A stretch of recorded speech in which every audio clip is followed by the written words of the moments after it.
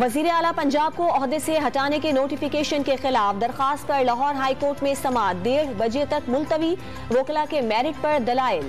وزیر اعلیٰ کے پاس 24 گھنٹے ہیں، 186 ارکان کی سپورٹ ہونا چاہیے، لاہور ہائی کورٹ کے ریمارک۔ پرویز الہی کو 20 سے 22 روز کا ریلیف مل گیا۔ وزیر اعلیٰ پنجاب نے 2 ارب روپے یومیہ کے حساب سے کرپشن کی، لوٹ مار کا گرم بازار بند ہو جانا چاہیے، وزیر داخلہ رانا ثناء اللہ کی گفتگو۔ پنجاب اسمبلی کا اجلاس آج پھر سپہر کو ہوگا، اپوزیشن ارکان کی جانب سے ہنگامہ آرائی اور شور شرابہ کرنے کا امکان۔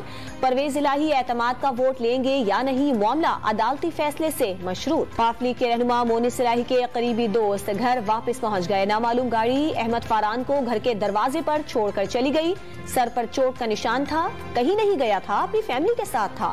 احمد فاران کا عدالت میں بیان، لاہور ہائی کورٹ نے بازیابی کی درخواست نمٹا دی۔ ایم کیو ایم آج کراچی میں حلقہ بندیوں کے خلاف الیکشن کمیشن کے دفتر کے باہر احتجاج کرے گی۔ مہاجر قومی موومنٹ، پاک سرزمین پارٹی اور فاروق ستار نے بھی حمایت کر دی۔ بہادر آباد، نرسری اور پی آئی بی سے ریلیوں کی شکل میں کارکن الیکشن کمیشن پہنچیں گے۔ سپریم کورٹ نے اٹارنی جنرل کے استعفے اور تقرری کے معاملے کا نوٹس لے لیا، 17 جنوری تک ریکارڈ طلب کر لیا۔ اٹارنی جنرل کون ہے؟ مقدمات میں درست معاونت نہیں مل رہی، جسٹس قاضی فائز عیسیٰ کے ریمارکس۔ اینٹونیو گوتریس نے سیلاب متاثرین کی بحالی اور تعمیر نو کے لیے آواز بلند کی۔ اقوام متحدہ کے سیکریٹری جنرل نے ریزیلینٹ پاکستان کانفرنس کو کامیاب بنانے کے لیے اہم کردار ادا کیا۔ وزیر اعظم شہباز شریف کا ٹویٹ۔